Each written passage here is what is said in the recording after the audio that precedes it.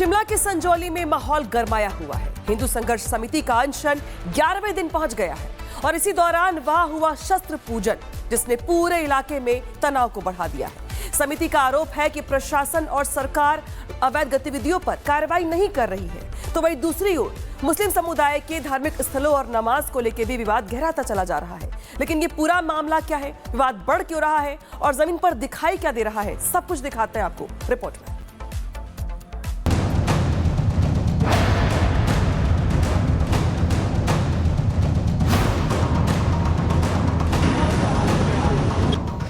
शिमला की संजौली मस्जिद को लेकर जारी विवाद बढ़ता जा रहा है। दरअसल शिमला के संजौली इलाके में गुरुवार को हिंदू संघर्ष समिति की ओर से शस्त्र पूजन का आयोजन किया गया। 10 दिन से जारी अनशन के बीच समिति ने इसे सनातन जागरण का प्रतीक बताया। शस्त्रों को सजाया गया, मंत्रोच्चार हुए और समर्थकों को संबोधित किया गया। कहीं हमें दोबारा से उन चीजों पे ना आना पड़े, प्रशासन खुद अपनी जिम्मेवारी समझे और उस जगह पे नमाज ना पढ़ी जाए।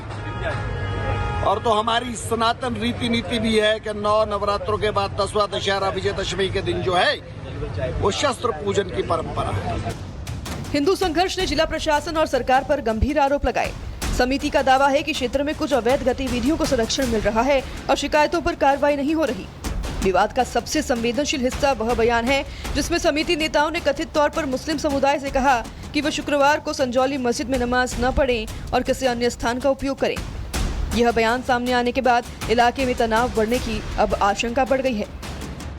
तो संजौली में हिंदू संघर्ष समिति की ओर से जो है 1 बजे शस्त्र पूजन किया जाएगा।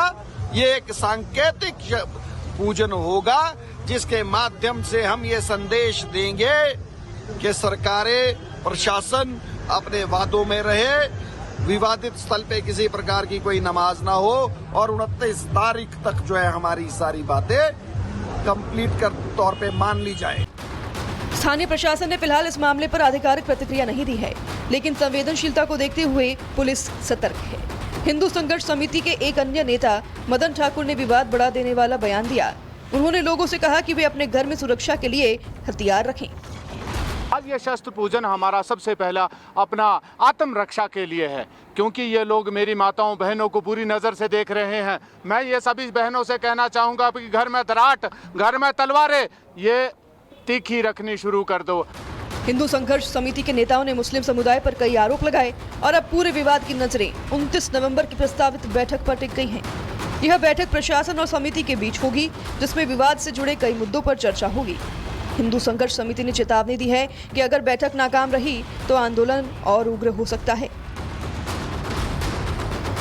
आपको बता दें कि संजौली में 5 मंजिला मस्जिद को पहले शिमला कमिश्नर की कोर्ट ने और फिर शिमला जिला अदालत ने अवैध घोषित किया है और गिराने का आदेश दिया है। लेकिन हिंदू संगठन मस्जिद का बिजली पानी काटने और मस्जिद में नमाज पढ़ने का विरोध कर रहा है। लेकिन प्रशासन के रवैये के चलते 11वें दिन हिमाचल देवभूमि संघर्ष समिति के लोग अनशन पर हैं। संजौली की गलियों में तनाव महसूस किया जा सकता है। दुकानें खुली हैं, लेकिन माहौल गर्म है। दोनों समुदायों के लोग प्रशासन से स्थिति सामान्य करने की उम्मीद लगाए हुए हैं। ऐसे में प्रशासन के सामने चुनौती है धार्मिक भावनाओं को संतुलित करना, शांति व्यवस्था बनाए रखना और समुदायों के बीच संवाद कायम रखना। संजौली में फिलहाल स्थिति नियंत्रण में है, लेकिन माहौल संवेदनशील है। 29 नवंबर की बैठक इस पूरे विवाद का मोड़ साबित हो सकती है। प्रशासन, पुलिस और दोनों समुदायों की जिम्मेदारी है कि तनाव को बढ़ने नहीं दे।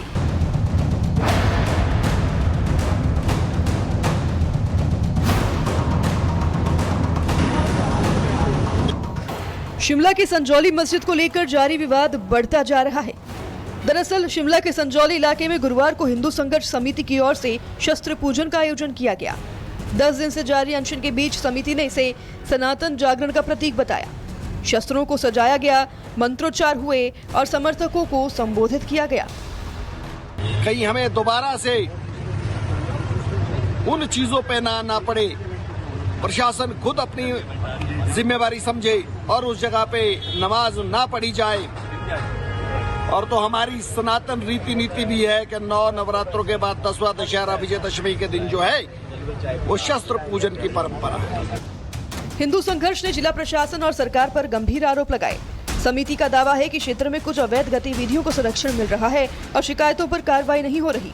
विवाद का सबसे संवेदनशील हिस्सा वह बयान है जिसमें समिति नेताओं ने कथित तौर पर मुस्लिम समुदाय से कहा कि वे शुक्रवार को संजौली मस्जिद में नमाज न पढ़ें और किसी अन्य स्थान का उपयोग करें।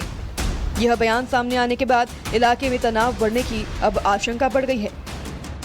तो संजौली में हिंदू संघर्ष समिति की ओर से जो है 1 बजे शस्त्र पूजन किया जाएगा।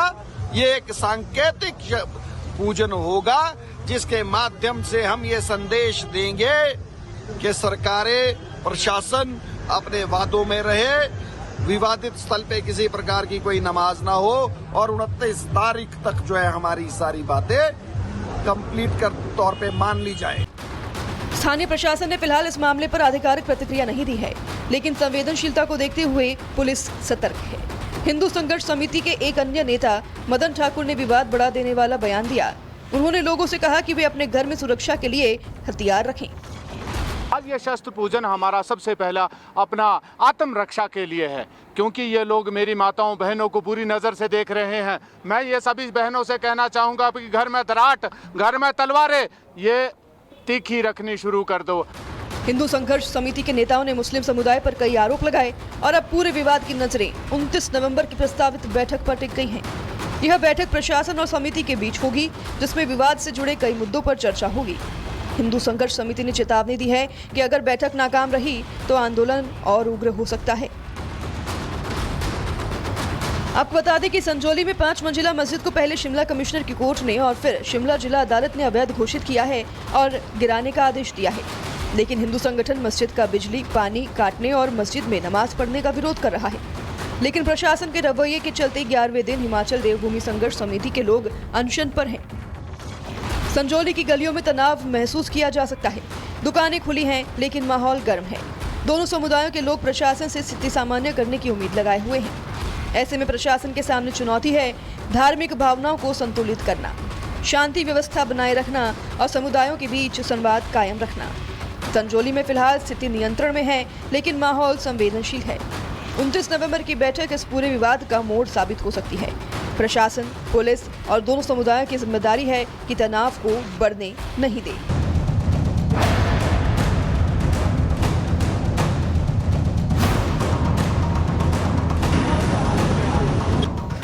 शिमला की संजौली मस्जिद को लेकर जारी विवाद बढ़ता जा रहा है।